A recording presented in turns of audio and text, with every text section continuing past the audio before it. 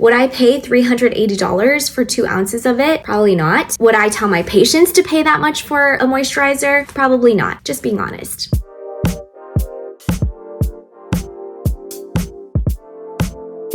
Hi everyone, it's Dr. Joyce, board certified dermatologist, and I took a 1-month hiatus from YouTube. Did you guys miss me? I missed you. I was actually brainstorming different topic ideas, and to be totally honest, I was kind of trying to figure out what makes my channel unique and differentiated from all of the other hundreds and thousands of other YouTube beauty and skincare channels out there. And I just really wanted to take some time to focus on how I can make my content better for you. If you have any ideas, please comment below. But it's been about a month. I come back to you with a lot of new ideas, things I want to do, things I want to try, special guests I want to invite. And so I'm really pumped, and I hope you are too. So for today's YouTube video, I wanted to react to none other than the Queen of Pop, Ariana Grande's beauty, skincare, and makeup routine. She just posted this on the Vogue YouTube channel a few days ago. I was really intrigued to find out what she uses on her skin because she looks incredible. We can all agree that her skin looks flawless. Her makeup's always looking flawless. When I think of a perfect cat eye on flawless skin, I think of Miss Ariana Grande. I'm also a huge fan of her singing. So I really wanted to know, what is it that she uses on her skin? And I, of course, also watched the part about her makeup, but I'm not really going to comment on that part since I'm not a makeup artist or a makeup expert. As usual, these kinds of reaction videos, which I've done before for a lot of other celebs like Kim K, Sweeney, Charli, Selena Gomez, all linked below. These videos are not meant to shame or criticize anyone's beauty routine. If you've followed me at all, you would know that I am accepting of and very much embracing of you do you. If something's working for you, keep doing it. But I'm just giving my general opinion as a dermatologist on these products and also some of the practices that she uses. Let's dive right in. Hi Vogue, it's Ariana Grande, and I am here today to walk you through some of my skin prep and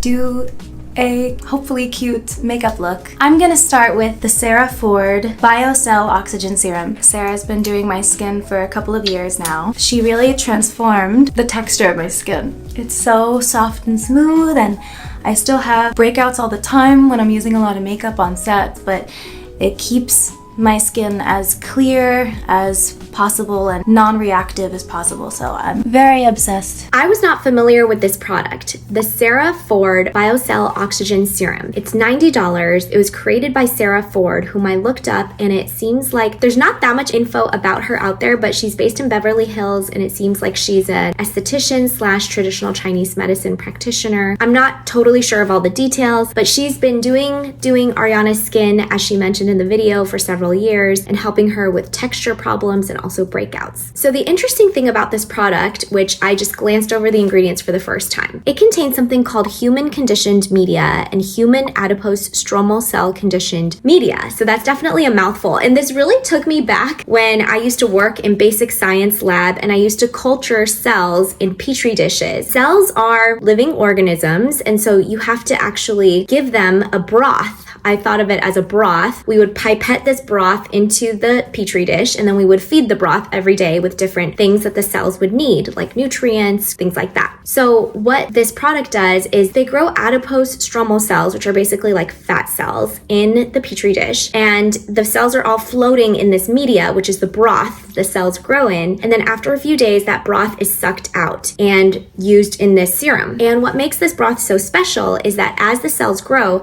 they actually secrete growth factors, things that help with wound healing, with cell growth, with cell regeneration. Those growth factors are excreted into the media as the cells grow. So you can think of this media, this broth, as a very rich growth factor cocktail. I've seen a couple skincare products with this type of technology. However, usually this type of technology is also accompanied by extensive clinical testing. I would like to see some data about how this product performed on humans, on human skin, maybe even how it performs on human skin cells. I'd love to see some more clinical testing data. And usually with this type of technology, it is linked to some type of white paper where they talk about how this technology has been tested and specifically how it has been tested in this formulation. So because this technology is more advanced, I would like to see some more data on it, especially if the serum is $90. It's not cheap. This product also contains glycerin, which is a humectant, witch hazel, which can be drying sometimes for sensitive skin types, lactic acid, an exfoliant, and AHA, squalane, and some other fruit extracts. When I looked on the website, because this is only sold on her website, I couldn't find very much information about it. I couldn't find any clinical data, and I've never tested it myself, so it's hard for me to say whether or not I recommend this product without being able to review any more of the data. But Ariana does swear by this product, and she really likes seeing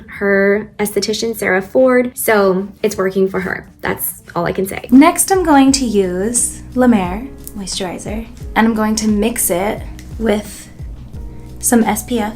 Growing up in Florida, I spent a lot of time in the sun. I think that's probably where some of my discoloration and my freckles and everything comes from. It's important to protect your skin as much as possible when you're using so much makeup. Clearly, I wear a lot of makeup. I'm sure everyone's gonna be like, who? Ariana Grande, A+ for effort for using sunscreen and talking about the importance of wearing sunscreen to protect your skin from UV damage. One tip I have for you is do not mix your moisturizer and your SPF. That goes for everything. I wouldn't mix SPF with anything else because that really dilutes down your SPF. So you don't know how much of the sunscreen protective factor you're actually getting on your face if you're mixing it with anything, moisturizer, foundation, anything like that can dilute the sun protective factors that you actually receive from your sunscreen. And think of the fact that most of us don't even use the proper amount of sunscreen, the 2 milligrams per centimeter squared that we're supposed to use to get the full stated SPF benefit on the label. And so if you're mixing it with something else and we're not applying enough, then that really further dilutes the sunscreen down even more. Even if you're putting on an SPF 46, like this Elta MD one is, you're probably not getting a full SPF 46. So that's step number 1 is do not mix your sunscreen with your moisturizer, your foundation, your makeup, with anything else, please. And then to talk a little bit more specifically about the 2 products that she was mixing. One is the La Mer Soft Moisturizing Cream. This is one of their classic products. It is also very expensive. It's $380 for 2 ounces. And the hallmark ingredient of the La Mer is this miracle broth. Now, I spent some time trying to figure out what exactly is in the miracle broth, but because this is a trade secret, La Mer does not really share exactly what's in their miracle broth, the process by which it's created, and any studies that have been done on it. So from what I could find, the miracle broth is a blend of giant sea kelp, vitamins, citrus oil, eucalyptus, sunflower, wheat germ, alfalfa, other minerals and nutrients. And this all gets fermented for 3 to 4 months and also exposed to sunlight and various sound waves. And every time they make a new batch, they use a couple drops of the previous batch to kind of bring all of the goodness from the old batch into the new batch. As you can tell from how I'm speaking, the science behind it is not very clear to me because they don't really share that much about it. It's a secret. And so it's hard for me as a physician, as a scientist, to really comment on the efficacy of the miracle broth. I can say that, sure, looking at the specific ingredients in them that I found, there might be some antioxidant, anti-inflammatory properties, but beyond that, I can't really tell you how efficacious this combination is in this formulation. So I've also heard about lots of other dupes for the cream. Nivea is supposed to make a really great dupe. And I've actually tried this specific cream before, the soft moisturizing cream. I got a little travel size sample of it in the mail one time. And I will be honest with you, it felt great on my skin. It felt like a really nice, luxurious moisturizer. Would I pay $380 for 2 ounces of it? Probably not. Would I tell my patients to pay that much for a moisturizer? Probably not, just being honest. Next is the Elta MD UV Clear Sunscreen SPF 46. And this is one I've talked about a whole lot. It is one that I personally use. It is perfectly formulated for acne, oily, rosacea prone skin. And it contains niacinamide, niacinamide as well as vitamin E and hyaluronic acid. Comes as a tinted form and a non-tinted form, and it is just beautiful. The tinted version blends into many different skin types quite seamlessly, and it gives a very moisturizing finish. This is not a purely mineral sunscreen. Not that that should matter, because mineral sunscreens and chemical sunscreens are both great. This one is a hybrid. It contains zinc oxide as well as octinoxate. It is a beautiful formulation. I love this sunscreen. I wear it myself. I recommend it to all my patients. Just don't mix it with your moisturizer. REM Beauty Under Eye Cooling Balm. This is one of my favorite products we have. This has like my favorite texture in the world. It's super cool and plumping, so it fills out any little fine lines and creates like such a smooth base for your makeup.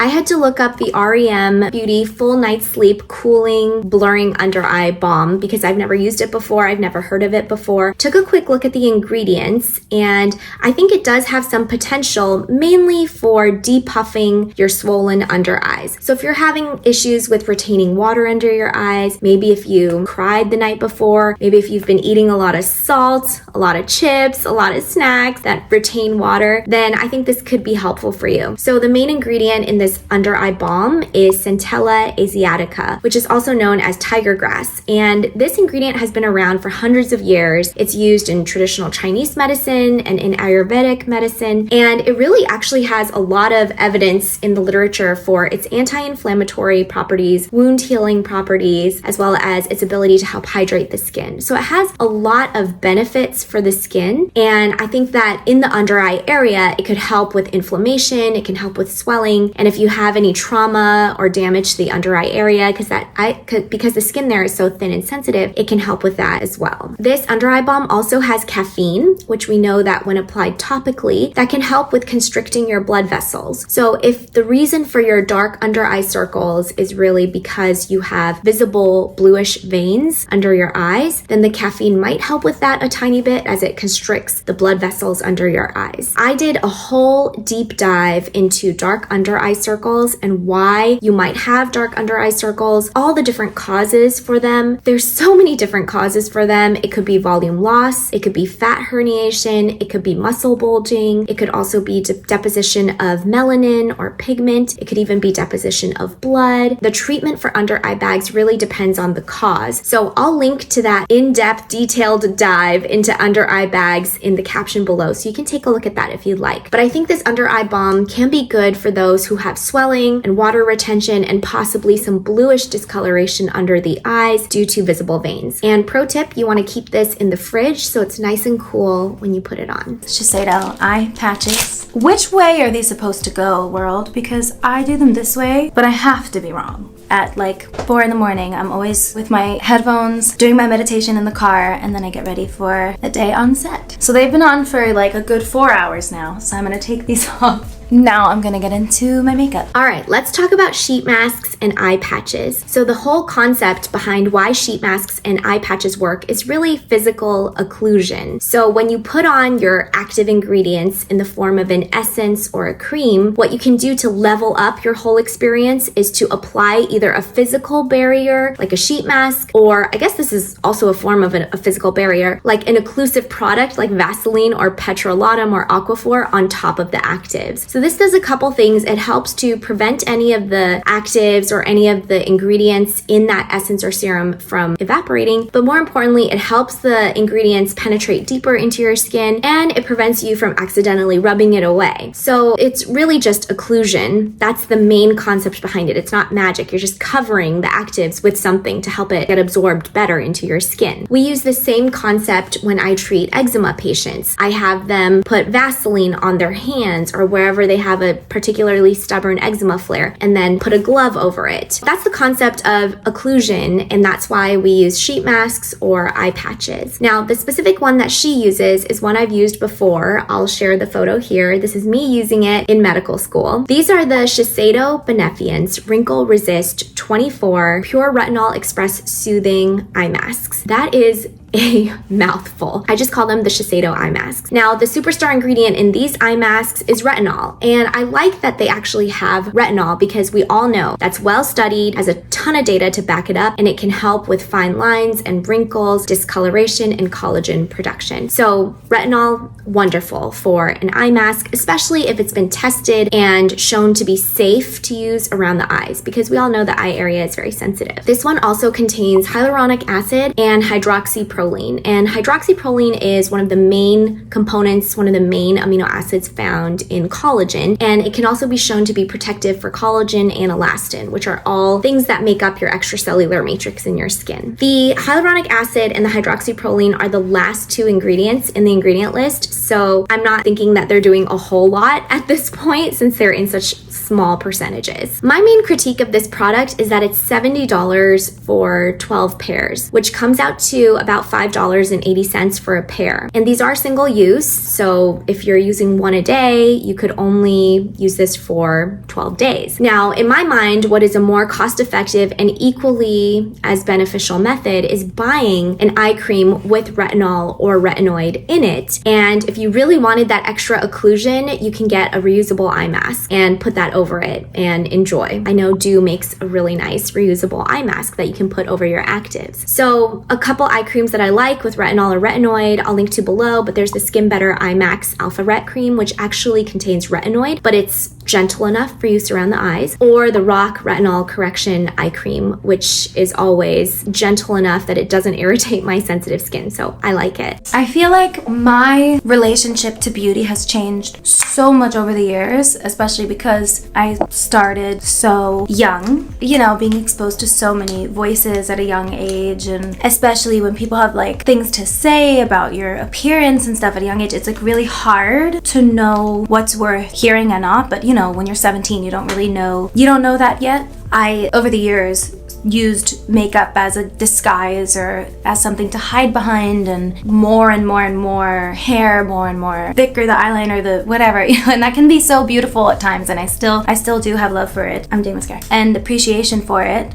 But I think as I get older, I don't love that being the intention behind it anymore. Full transparency, as a beauty person, as I do my lips, had a ton of lip filler over the years. Botox, I stopped in 2018 because I just felt so too much. I just felt like hiding, you know? Didn't expect to get emotional. Take 300.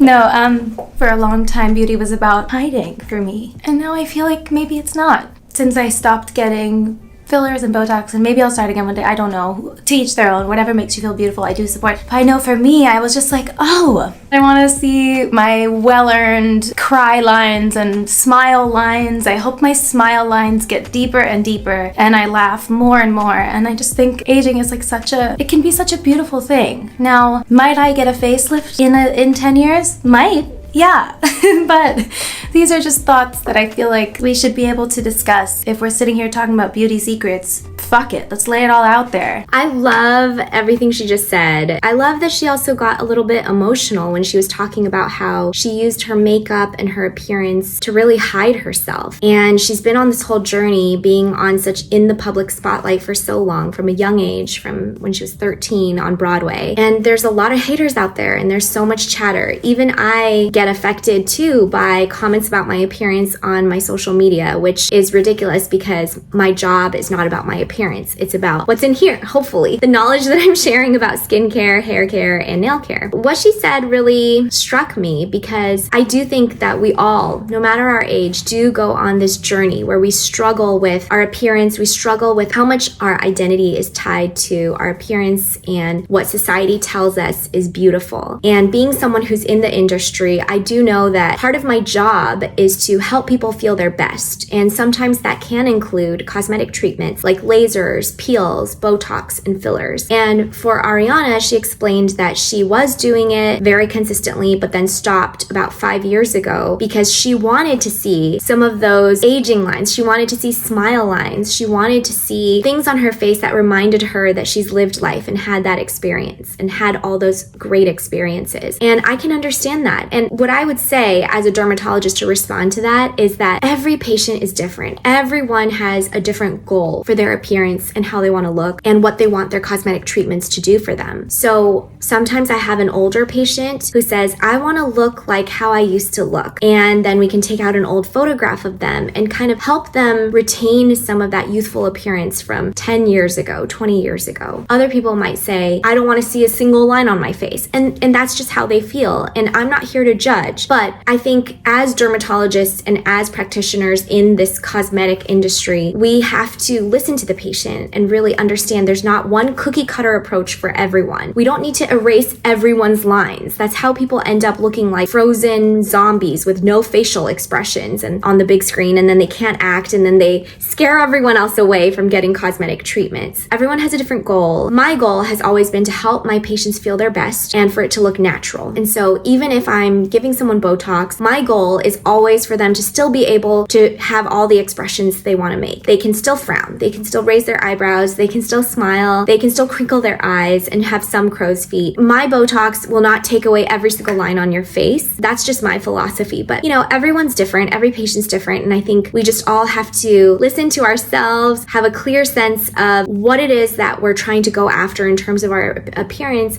and also just at the same time be very secure in our appearance and try to shut out what society's constantly telling us we have to look like and how we have to behave. I love this lip mask. It's so good.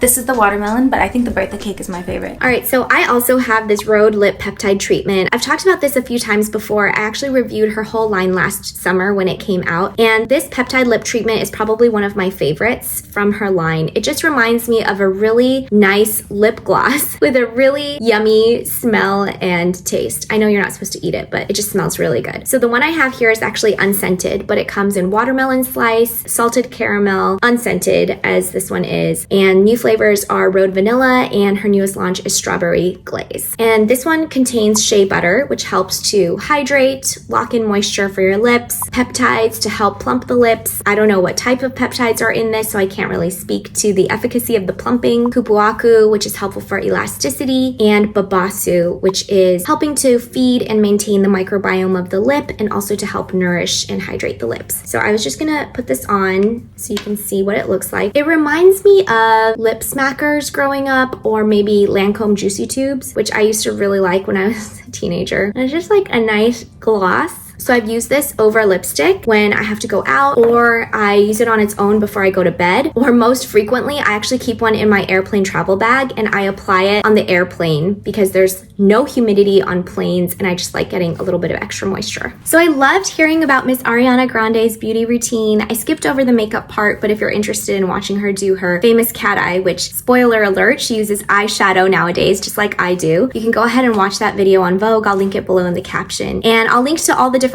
products I talked about below. And please, as usual, if you have any questions or comments, leave them below. I'll try to get to them. I try to answer all of your comments personally. And of course, please let me know what else you'd be interested in seeing me talk about, because we have many more videos coming up soon and I want to make sure that I'm creating content that you would like to see. Until next time.